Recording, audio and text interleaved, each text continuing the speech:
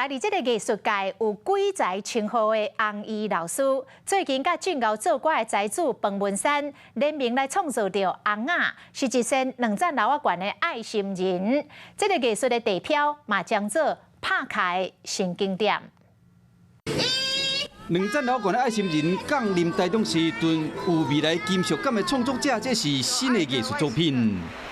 我常常会把我比喻成外星人，所谓外星人，就是你不要用一般人的角度看任何事情，你就会有创新的可能，甚至进步的可能。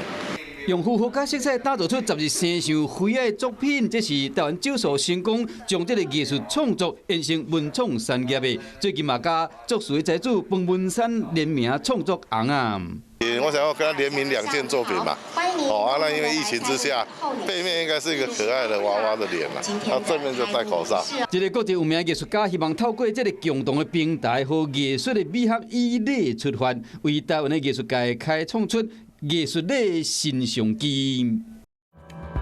Hello， 我是叶明。想要看到更多更及时的新闻内容，请订阅华视新闻的 YouTube 频道，并且按赞、开启小铃铛。